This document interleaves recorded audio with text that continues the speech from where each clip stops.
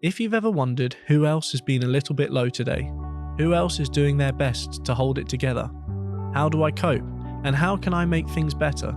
These are the sort of questions that have led to us recording this podcast. Join us, Stephen and Alan, your everyday average people, as we discuss with guests our unfiltered experiences of mental health, the highs and the lows, the signs and the symptoms, the strategies and the triggers, the impact and the lessons. Whether you've experienced it yourself, know somebody who has, or just want to listen to the everyday mental health experiences of others, then this podcast is a safe space for you. So listen in and enjoy. Welcome back, Stephen. Welcome, Kayla. Thank you very much for joining us. Thank you for inviting me. Our second recording of the day, Stephen. Yep. But good to be getting back to it after a little break for us. Kayla, I don't know if you want to start by sort of introducing yourself and letting us know a little bit about yourself. Yeah, so I'm Kayla, born and bred in Jersey. Very much to one, love a bit of travel, love getting out there, believe it or not, love all food and drink. Quite sociable. So yeah, I'm always out and about really. What do you do for a living? So I have a full-time job just doing admin at a local business, and then I also do social media, influencing, a little bit of YouTube, TikTok. So for our older generation, because I'm thinking about my dad listening to this back at some stage, what does that involve? So a lot of it's working with brands. So brands use individuals who have maybe like a larger following to help basically market their product. So I mean, I don't have a massive following, but I am working with small brands, making advertisements for them basically across social media and reaching a different audience than maybe they would if they posted it on their own page. So yeah, just doing a bit of that, but also just doing videos off my own back, what I like to build my audience in the first place. Yeah, social media is definitely a growing industry. So, and a big part of your life. Yeah, very much so. I'm always on my phone doing something. Do you enjoy it, all the... I love it. Because we spoke just before we came on that it's a lot of work. Yeah, it's a lot of work, and I don't think people realise how much work's into it.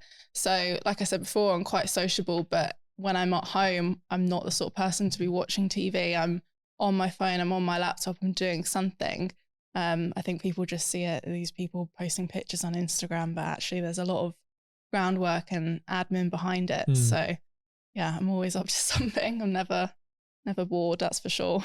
Yeah, that's similar to myself, and I think you would just like to stay busy. Always do something. Yeah.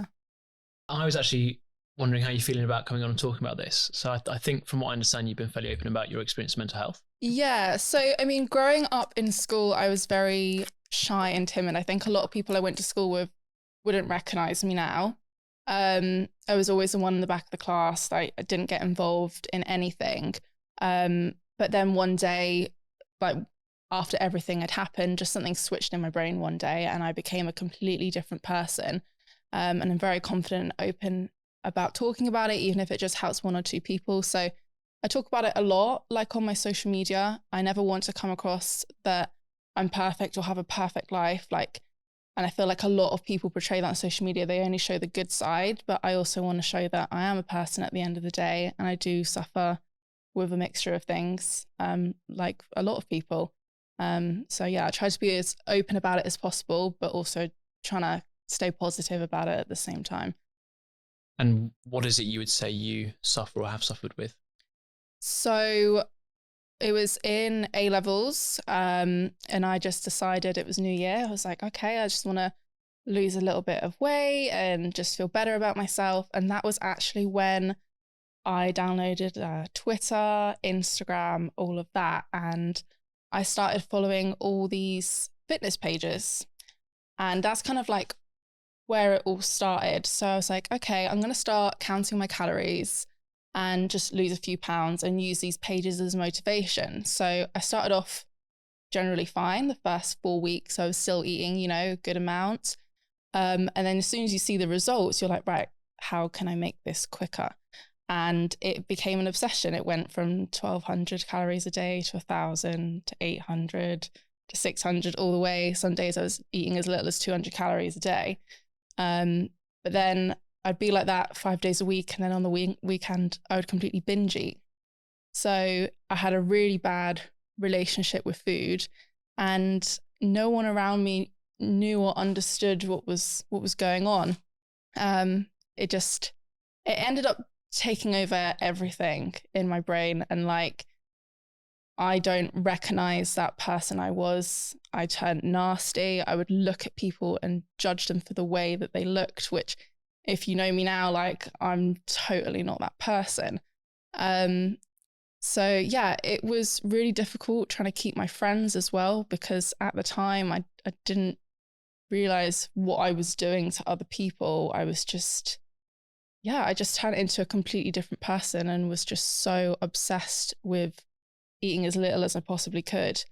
So yeah, that went on for a few months. And I mean, at the time, I don't think anyone realized what I was suffering with. They just thought, just being silly or whatnot. But it got to the point I'd lost a few stone, and I suffered my consequences from it, that's for sure. I had an accident, low blood pressure, collapsed in the shower, knocked out my front teeth, was hospitalized. It was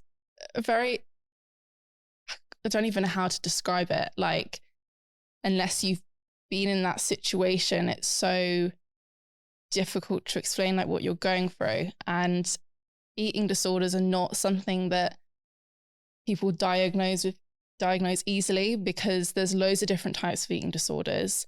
And what I suffered with, someone else could suffer with something completely different with bad eating habits, but it could still be an eating disorder sort of thing. So yeah, at the time I was never officially diagnosed with an eating disorder till after I sort of recovered. I was just diagnosed with depression, anxiety. It was through my A levels. I was literally not eating anything. And I was trying to study for these exams. So yeah, it was a very difficult time in my life. I would come home from school, go straight to bed. I just didn't want to know the world. I had no energy to do anything. And it was, looking back on it, was just really sad that I wasted, a good portion of my teenage years. Just wouldn't want to go out because I hated the way I looked. And yeah, it was a tough time. It's happening more and more with social media. I mean, there's people trying not to with like the no makeup things, and people will put up pictures of no makeup and try and spread awareness of being just happy with who you are. But I've got two younger sisters. I know it happens. There's a massive pressure to look a certain way, and if you don't, then unfortunately people will mention it, which is and that's the toxic side of social media. Like, I can easily say it's social media that caused this for me, but social media now is also something that helps me get through it. It's just having a different concept. And I feel like this is something that they don't teach in schools. I remember when I was in school, it was always the bad things about social media. And, there is a lot of bad things about it, but I can quite happily say I don't follow any food pages or fitness pages anymore, because I know that's a triggering point to me. And looking at these girls who have amazing bodies, it may be realistic to them, but it's not realistic to all of us. We've all got different body shapes, all different body builds. And yeah, I definitely feel like it can be very toxic. But for me now, social media is like I think that keeps me happy. It keeps me going, and keeps me away from going into that mindset again. So yeah, it's definitely got different concepts of it, but it can be a very toxic place. And like you said, the pressure to look a certain way, there's definitely pressure on me. Like, some days someone will take a picture of me and just changes my mood completely. If I don't like that picture, that's a massive thing. I'm the same, to be fair. I can be. I'll be selective of what photos I put out, and because we can't always look at our best, and some people might catch you. So, there's that. When did you said you downloaded it for motivation? Did you recognize when it's changed from a motivation to just? Yeah, I mean, so yeah, like you said, I downloaded it for motivation at the start. I reckon, like, when you've had an eating disorder, it never really goes. And I know my trigger points and I try avoid them, which is why I unfollowed all these pages, and I follow pages that actually motivate me in completely different areas. I suppose to be honest, it was maybe only a couple of years ago that I actually unfollowed these pages, because this all happened back in 2015. So it took me a while, and like even talking about it today, I learned something different, that happened all those years ago, just talking about it and knowing more about it. So yeah, I literally would say it was only a couple of years ago, and been a lot happier ever since, because Instagram especially is very good at showing you pages similar to the ones that you've interacted with. Yeah, that's what I was going to say. How long does it take to get rid of that algorithm? Because I go through stages of enjoying something like golf, and then Instagram knows somehow it just forces content. Yeah. And then I'll go off something, but it stays for a long time. And I'm like, oh, this app's doing my nut, and I don't care about all of this stuff. Yeah. So it's like forcing it down you. Yeah. I wonder if there's a way you could almost tell it that I don't want to see any fitness or food stuff. I just want wipe. Yeah, it's all just interacting with completely different content niche. So like at the moment, I'm very into fashion. So all my pages are just full of fashion because I started liking fashion content.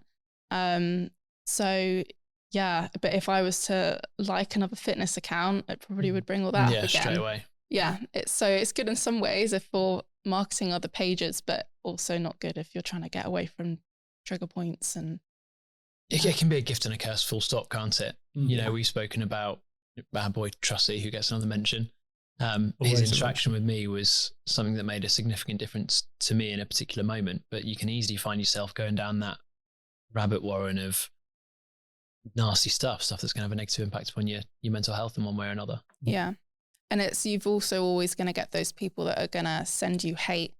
I'm very good now that I've learned how to shut it off. So, I mean, it's very rare that I'll get a nasty message on there, but I'm very good now at working on my mindset over the past couple of years that if something like that comes up, I do just ignore it. But it just takes one bad day for someone to comment the things that I sometimes get, and that just completely just sends you into really negative energy. And yeah, it's difficult, and there's definitely good days and there's definitely bad days.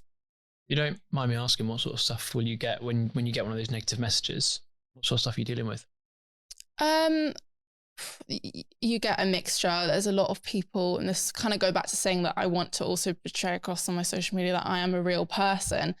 People are very quick to judge. So, I'm very fortunate that I'm in a position to go away a lot and go on some really nice trips, and people find the need to hate on that. They'll also hate on if I'm buying loads of clothes, like, they'll comment just things like, oh, you look really bad in that, or I hate to say it, but I've been called fat before, and all of this. And it's just so horrible. Like, you don't know what's going on behind someone's picture on Instagram.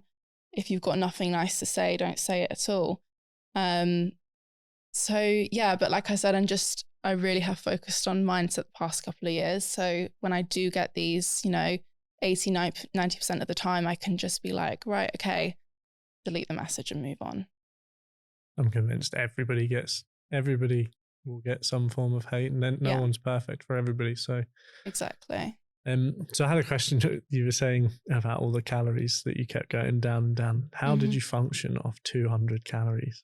Did you not function? Because I'm obviously a big guy, but 200, even 500, I would be an absolute mess. I don't know how I did it. Like, it kind of goes back that I was a completely different person. It was like there was some person inside of me controlling me, and it wasn't actually me willingly making these decisions. So like I said, it started off with just sort of cutting back a bit and being a bit healthier. And then it just became an obsession as I saw the results. And I don't really know what it was. Probably when I was getting to around about 800 calories, 600 calories, that's when I switched as a person. I wasn't functioning off my own energy. I was functioning off someone inside my head almost. And it's honestly so difficult to describe, but I would literally have a full day at school. And obviously A-levels are tough, it's full on. I had a horse at the time. I would go ride, but I didn't have the energy to ride. So I'd literally just plodding around the lanes. Like, I couldn't go in the school and jump or anything like that. Like, I did not have the energy to do it. I'd get the bus home and I'd crawl straight into bed. And we're talking like 6 o'clock in the evening, and I would be in bed till 7 o'clock the next morning because I did not have the energy to do anything. But then on the weekends, I'd go out with my friends and I'd binge. And I think that's what kept me going for so long. Yeah. Did you know though, when you were going out on a horse and not being able to go into bed early and all the rest of it, did you know that was because you weren't eating, or were you just completely ignoring the fact that? I was ignoring it. Yeah. I wasn't, because it's hard. People don't know how to talk to someone who's going through something like this. So my parents, as much as, you know, they were there, they were great support at the time, they didn't know what was going on. And actually the things that they were saying to me was making it so much worse, such as, you know, like, you're too skinny, like, you're worrying us. You know, there was actually one day my mum literally tried to force feed me because I just was not eating. And that was so traumatic for me, but she was so worried about me. And I look back on that now and, like, you know, if I had a daughter or a son who was going through that, I probably would have done the same thing if I didn't know anything about it. But there was the time that I was in hospital and I'd knocked out my front teeth, and this, I suppose, obviously the nurses and the doctors, they have some sort of awareness of it and how to talk about it to you. So I remember they took me into a back room and they weighed me, and I'm literally crying, like my mum saying I'm underweight, like, and all of this. And I remember what they said to me, and this stuck with me, because you would never tell someone who's underweight you're underweight. Like, you should never do that. So they just said to me, you're not underweight, but because of your low blood pressure, we would recommend increasing your calories to avoid any incidents like this again. And, you know, that's the way you should speak to someone. But yeah, I wasn't functioning off 200 calories a day. I was barely making it through the day. I'd be walking between classes at school and I'd have to literally, there's times I had to stop and like sit on the floor because I was about to collapse. Yeah, but luckily it just got to summer holidays at this point. So this is maybe like 6 months after I'd started. And luckily I treated those summer holidays like it was a long weekend. So I was binge eating, and that's how I slowly put back on the weight. But it wasn't a nice experience for me, seeing my clothes not fit me anymore. Like, that whole summer was traumatic. But to my parents, it was a relief, because at least I was putting on some weight and eating a decent amount of calories again. Yeah, they just want the best for you. But exactly. It's good that you touched on the whole approach that your parents, because in the previous episode with Darcy, we had a question about how, from a parent's point of view, how do you approach, you know, someone that you think might be, and I think we all agreed that, you know, maybe be open to being approached, but don't be overbearing. And I think that's what you said. You didn't enjoy, like, them telling you stuff. It's like, no, this is making it worse. This isn't good. You know, how, if you could go back, how do you wish they would have approached it if they could have helped from a parent's point of view? I feel like it's different for everybody on what's going to help them. For me, it was getting me out the house, because when I was out the house and I was with my friends and having a good time, obviously at that age, you're getting burgers, chips and whatnot. And I think they're maybe encouraging me to see my friends, but at the same time, I honestly don't know, going back then, what would have helped. I think I'm very independent. I'm very good at figuring things out on my own. And I think in my situation, it maybe was just the case of I figured it out on my own. Me collapsing in the shower and knocking my teeth out, like, at age of 17, that's a massive thing to you. Like, and yeah, that was honestly the most traumatic experience of my life. And I think that was a wake up call for me. So it stopped from, like, well, not stopped, but that was the turning point for you. It was in terms of, like, my mindset, like, right, okay, we need to figure something out. I was still in this stage of, like, I just want to lose weight. But it definitely helped. And, like, it was just very lucky that when the incident happened, it was just before the holidays as well. So I think everything was timed quite well in that sense. Almost like a natural break in routine and stuff. Yeah, definitely. It happened for a reason. At the time it did as well. So yeah, I think I was quite lucky. The time you were diagnosed with anxiety and depression, but not an eating disorder. So 2 questions from that. 1, when did you realize it was an eating disorder? How long did that take? And also, who was diagnosing those other things? So when I was literally starving myself during this point, my mum took me to the doctor and was like, to the doctor, I don't think my mum quite knew to the extreme I was doing it, because obviously I was at school all day. She didn't think she realized I actually wasn't eating anything. So she went to doctor concerned, like she's lost so much weight. She never wants to do anything. She goes to home, sleep. And yeah, he was the one who said, you know, you're going through your A-levels. It's giving you a lot of anxiety. You're depressed. Like he was the person that diagnosed me that, gave me beta blockers or whatever they're called. And I think I only took them for a couple of days. I was like, I'm not taking them. I was so adamant, like, I'm absolutely fine, sort of thing.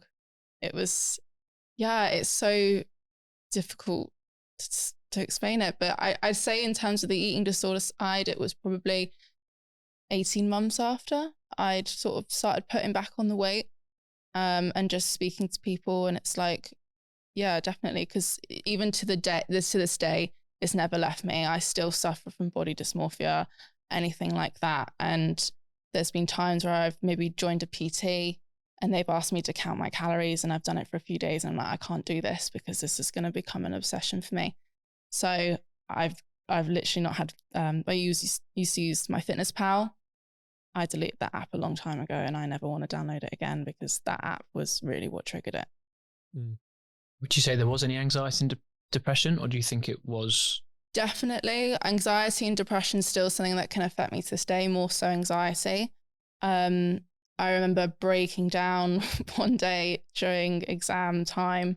My laptop broke. I lost all my media coursework, and I've never experienced an anxiety attack like that before. I don't think my dad knew what to do. He just ran straight to the shop and bought me a new laptop because I was literally hyperventilating on the floor, locked myself in bathrooms, screaming. Like, I just don't recognize that person anymore. Like when I have an anxiety attack now, it's more the case of I just need to leave the room and just sit by myself for 10, 15 minutes and calm myself down. And I'm quite good at doing that now. But yeah, there was definitely a lot of anxiety and depression. I didn't want to know anyone, which is sad to think at such a young age. And what does that look like now? So if you, if you could sort of describe the situations where you would experience body dysmorphia, anxiety, depression, what does that look like now that you're a few years older than that?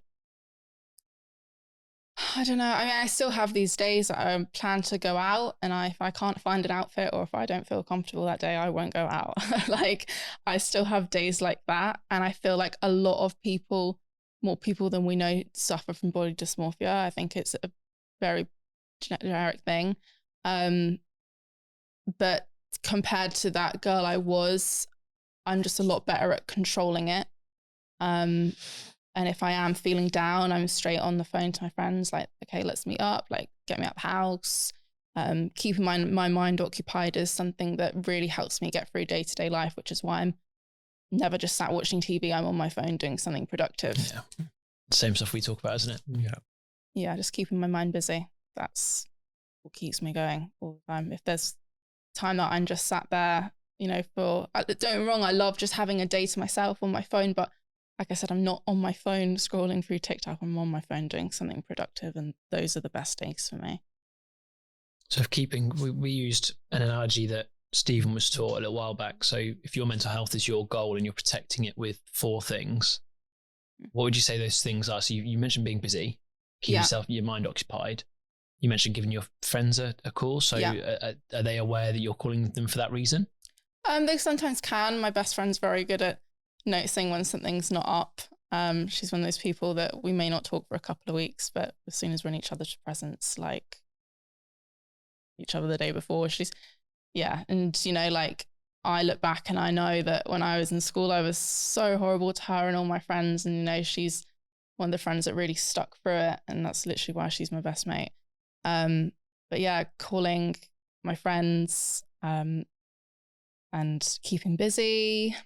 Going for a walk, taking my dog out, like just to give me a break, put my headphones on and just walk the dog, and going for a drive as well. Yeah. So mine were very, very similar.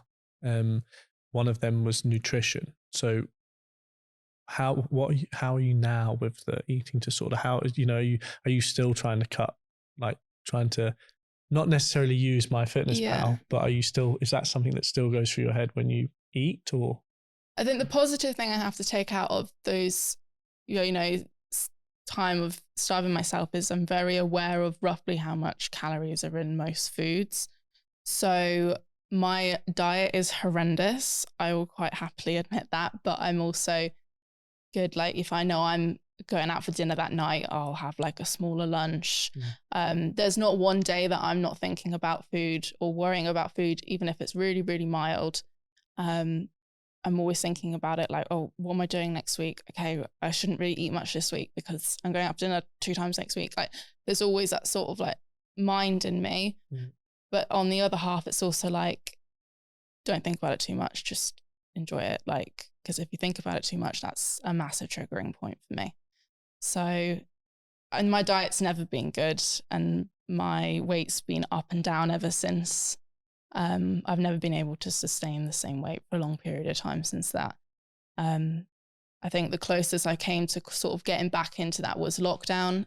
I was very close to downloading the app and dieting because obviously as soon as lockdown hit, like a lot of people, we just were bored and ate loads of food. And absolutely, yeah, I was, I put on the weight because of it, and I realized that, and I was like, right, I need to do something about it. But I managed to not download the app and actually just go out for long walks instead and try switch off from it a bit. But as you said, you've got a good understanding on what is in most foods. Yeah. I was just more, if it was the extremes that would affect, like for me, it would have been the extremes. If I didn't eat, my anxiety and depression would get way worse. And if I ate too much, it would be the same. It was the middle ground. Fruit and veg and making sure it's all balanced is all well and good, but I can't afford that. It's difficult. Yeah, no, my diet's very the same, like sandwich crisps at lunch. I never have 3 meals a day. I can't. What, a meal deal? Well, where I go, it's just really cheap, to be honest. Just get whatever you want. Surely the meal deal's cheaper. That was one of my first questions, wasn't it? Yeah. What's your meal deal choice? What's your meal deal choice? Oh, any sandwich with cheese in it. I'm actually cheese obsessed. It's not okay. 3 cheeses? They do them, don't they? Cheese and coleslaw or something like that. Yeah. What goes with it? What drink? To be honest, just water. I'm not really don't drink much juice or alcohol maybe, but no.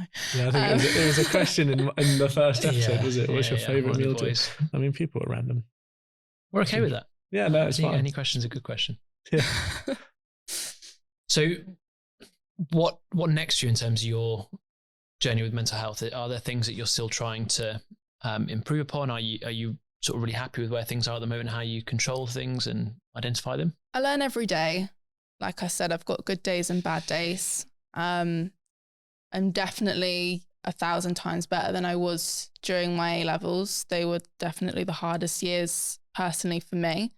But I still get anxiety attacks. I still get, mild cases of depression. But I think, as long as I can keep my mind busy, that's okay. But lockdown was definitely a struggle for me. For the first month or so, not being able to see my friends, not being able to go for drives, being limited to 2 hours a day, that really was triggering points. And I remember there was one time I was struggling that much that my mum actually arranged for my friend to come around, and she was sat about 5 meters away from the front door. And I was just sat there chatting to her that she'd surprised me to come around. I mean, I don't know how legal that was at the time, but I needed that more than anything. And yeah, it was tough. It really was tough. And I definitely used my 2 hours every single day, even if it was pouring with rain, just to get out the house. I think that's a time period that a lot of people can point to, isn't it? And say that it was an absolute nightmare. Awful for me as well, yeah. For some, it was the thing that triggered their mental health to a point of real concern. For some people, it was just a chance to actually realise it. I also think it was a chance for us as a society to recognise it a little bit more. Yeah, like it started off negative, but I'm so thankful for lockdown, because lockdown was what got me to push my social media more. And, I'm very fortunate because of lockdown. Social media is a good part-time job for me now. And I think if lockdown hadn't have happened, I wouldn't be where I am now with it. So it had its negative, but it did quickly turn into a positive as well. I don't think they realised, I say they, because I work for government. I don't think they realise the full impact mental health wise, because it affected me a lot. Like I really struggled to be told, someone who's borderline ADHD told stay in your house was a real struggle. I do thank them that they kept golf open, because that was like when we were allowed to, that was the only thing I would do. But yeah, for me it was an awful time. Awful time. Made everything 10 times worse. Yeah, I think everyone struggled with it in different ways. Yeah. But yeah, it was a learning curve for a lot of people as well, I think. It's weird to look back at. It is weird. I always think about the times, and I can't believe that was what was happening. Like we were actually stuck, locked in our houses. I remember it, but could you imagine it happening now? But it was so indiscriminate, wasn't it? You know, everyone in one way or another was affected by it. I think. I'm not sure I've spoken to anyone who felt that was a period of time they went through unscathed. And I think back to my dad rocking up and saying hello, because I'd been in my flat on my own all day. Like little visits like that probably made a massive impact on me at the time. It isn't it? It's what, a couple of years ago? Oh yes, you would have been in your flat. Yeah. Just out of my knee op as well, so wasn't running or anything yet. Go out for a walk, but not for very long. Limited to like 15-minute walks at that point. Yeah. Bleak. Yeah, it was bad times. Weird times. What would you, if you were to look back? Well, actually, first of all, you said you changed into a different person after a few months of limiting your calories. What did that different person look like? In what way were you nasty to your friends? Just toxic, just judging them for everything they ate, everything that they did in terms of exercise. And yeah, it was just literally just someone takes control of you and you're not that person. And I remember my friends pulling me up on it, and I didn't understand what they were saying. I'm like, what are you going on about? You know, if someone ate a packet of crisps, I was judging them for it. Like right now I can easily go through a family bag of crisps in one sitting. Like, I don't know. I was just a very toxic person because I thought I was right. Yeah, it is so hard to explain. And that's all I can think of is someone is inside you controlling you. You get to that point, it's gone past your control, like you can't do anything about it. And I think that's why when a lot of people have eating disorders and they go get help, it makes it so much worse because they need to stay in control. And I honestly don't know how a lot of people come out of it. Like I really don't. It's like I said, it's one of those things that's never really going to fully leave you. You can never be fully cured from it, I don't think. I was just very lucky with everything that happened with me, like literally blacking out. Not my eyes were open and not being able to see anything after I collapsed in that shower was, it was a really, I couldn't even have any pain. Like I'd knocked 3 teeth out and I couldn't feel any pain. I was just, everything was spinning and it was like literally someone inside me screaming like I'm living in my own nightmare. So yeah. Who found you? So I'll never forget it. It was actually the morning of my boyfriend's at the time's 18th birthday. So we had planned a whole day together. So I got up early. I went into the shower, hadn't eaten anything, probably ate only like 200 calories the day before, and had a really hot shower. And my blood pressure just completely dropped and I collapsed. We obviously don't know quite how it happened, but I think I fell sort of frontward forward and there's like a granite top and I think that's where I knocked my head. And obviously my parents heard this because I live with my parents, and my mum had to literally bash down the door because I wasn't responding. I couldn't respond to her. And she found me and I'd collapsed it about 3 times. So I remember getting up from the floor, looking in the mirror. I can hear her banging on the door, but I can't do anything about it. I just look in the mirror and just see blood everywhere. And then eventually she knocks the door as I think I collapsed again. She tried to pick me up. Obviously I'm soaking wet and I collapsed again and I slipped through her hands and I knocked my head again. And I think they thought I was having some sort of heart failure. I just remember seeing my dad pacing outside the door on the phone to the ambulance. And, you know, as a young girl, like you're literally soaking wet from the shower and your parents are literally having to help you get dressed, ready for the ambulance. It was so like traumatic. And then the ambulance came and I completely blacked out at this point. I could respond, but I couldn't see anything. And they had to put me in a wheelchair and take me outside. And I remember opening my eyes. I was in the back of the ambulance, looking down at my dad and my auntie and my cousin who lived next door to us, all just shaking their heads. And all I could think was they were so disappointed in me. But I didn't know what was going on. And yeah, it was, very traumatic. And then I had to have obviously emergency dental work. There's not one day I look in that mirror every day and I see, I've got 3 crowns, so that takes me back to that day every single day. And it's something that's ongoing. I've had to have one of them replaced because of how much damage I did. The root of my tooth actually pushes the crowns forward, to the point that when it happens again, I'm going to have an operation and have a whole implant. And if you know me, I hate the dentist. So yeah, it's no one day that I don't think about it. Is there any support out there for? I have no idea. Or an eating disorder. Did you seek any support for? Yeah, No. so I was going to ask you point to a lot of natural things that happened, whether it's end of A levels or blacking out as points for change. Was there anybody that supported you through that change? I had a couple of friends, like I said, my best friend and this other girl who kind of just stuck by me, and I'm so grateful for them. When I got diagnosed with the anxiety and depression side of things, the doctors, I didn't want to go back to the doctor. I didn't want to talk to anyone because I thought what they were telling me was a load of rubbish. Like, I didn't believe anything that anyone was saying to me. So I kind of just figured it out on my own. And like I said, I think I was just very lucky. And I know a lot of people wouldn't be in the same situation as me and have it ongoing for years and years. And I used to watch all these programs of girls, like eating disorders who, were a lot worse than me. And then at these camps, people trying to make them eat and like have a healthy lifestyle. I'm like, I know exactly what that girl's thinking, and that being in that environment is just not helping them. Like, it really isn't. It's something I really do think a lot of people just figure out on their own, whether it's a wake up call like I had or they just grow out of it. I don't know. I really don't know. So I think it's probably more common than we realise, particularly the body dysmorphia side of things. Definitely. If you could give yourself advice all those years ago, if you referred to sort of New Year as being a point at which that started for you. If you could give yourself at that point some advice, change something, what would you do?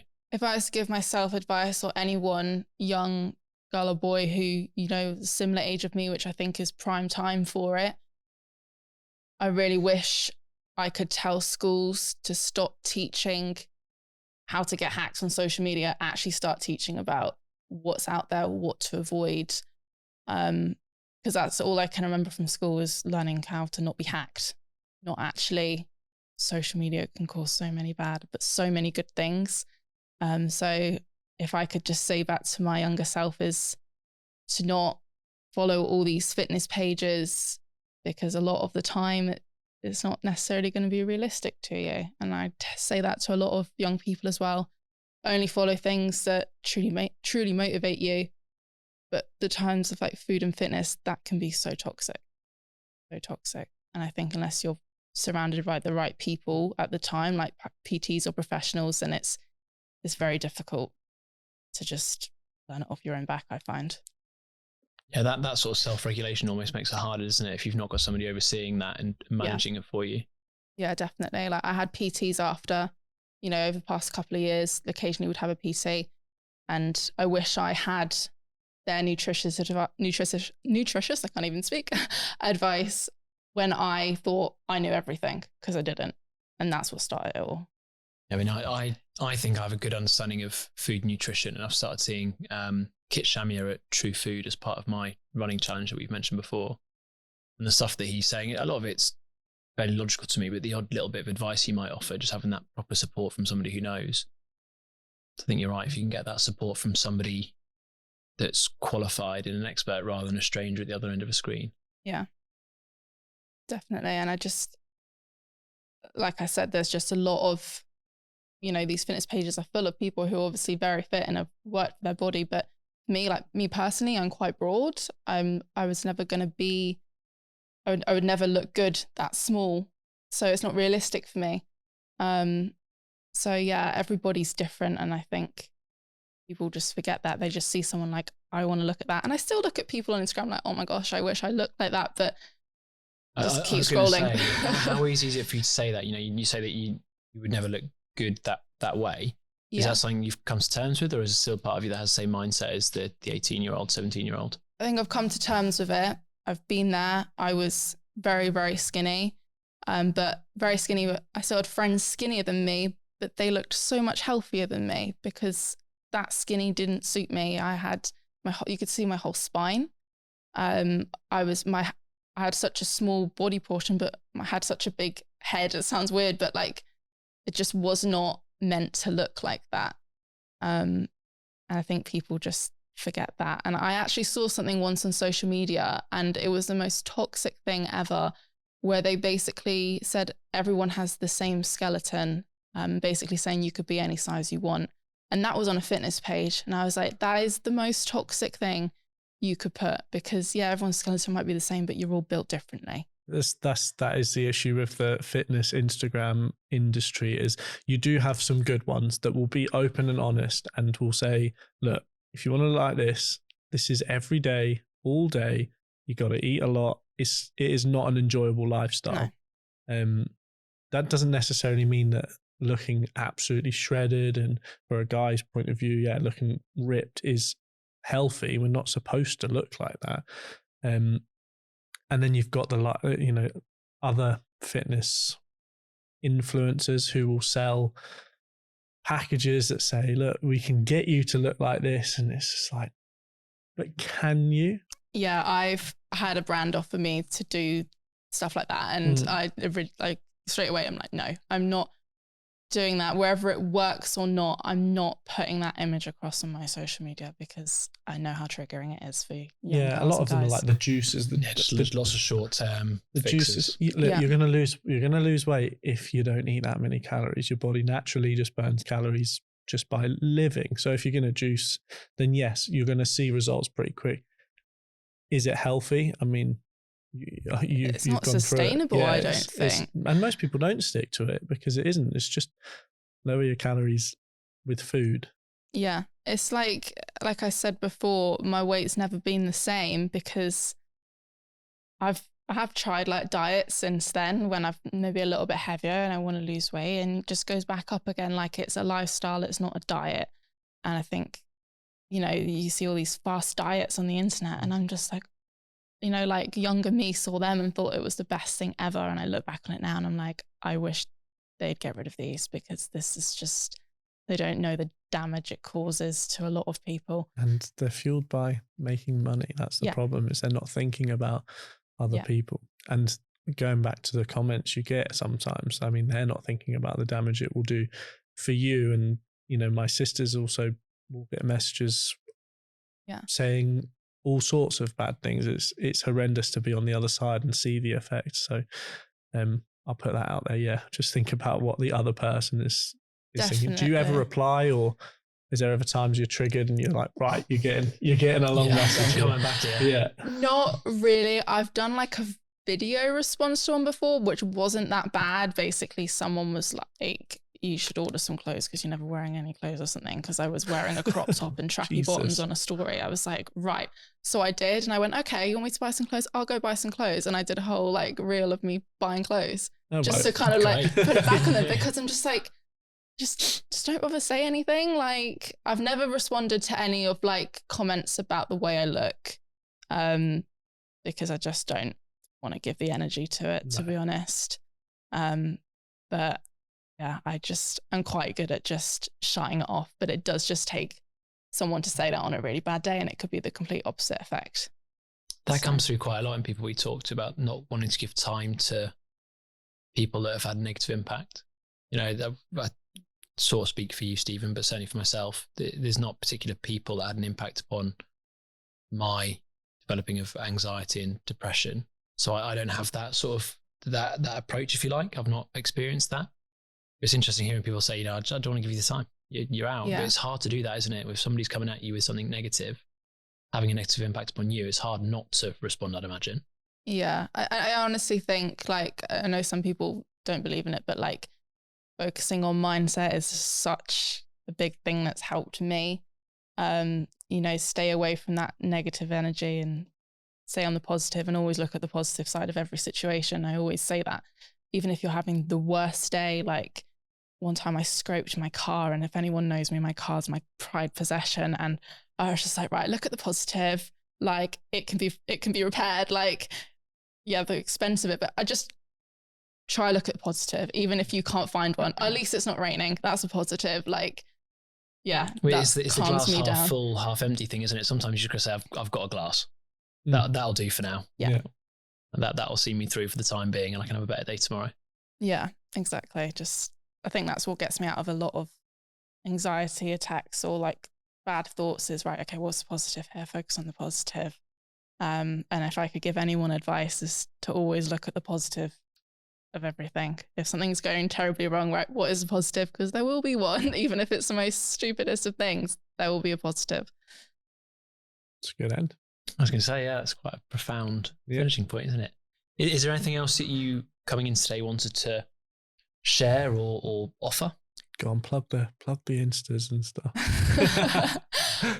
I just think, and what annoys me personally a lot is kind of going back to what they teach in schools about social media. I don't know if it's changed, but if I was to say to anyone, Egg, has it changed? Yeah. Well, funny enough, so our IT computer science curriculum has changed quite a lot. We've got a head of department that came in a couple of years ago and has shifted it. So we deliver a unit. I can only speak from year 9 because that's the year group that I was put into, but we do a little pros and cons snippet of social media from a personal perspective, work perspective, school perspective. So trying to touch upon the fact that there are some really positive sides to it, as well as, I think fear mongering is probably not an inappropriate term to use for what can sometimes be taught. Just always teaching about the bad sides to it. Yeah. I'm sure there's still loads more that we could do, but I think it's getting there. There are always things we can adapt and improve upon. So. And I think because social media is so new, a lot of people don't really understand it yet. But I just literally, from what I remember at school, it was always just the negative side, how to stay private on social media and all of this. And it's like, right, well, what if there's someone sat in this room right now that wants to start a business? I can tell you now that social media is going to be their biggest tool. And I think that's one side. I learned that myself from being on social media.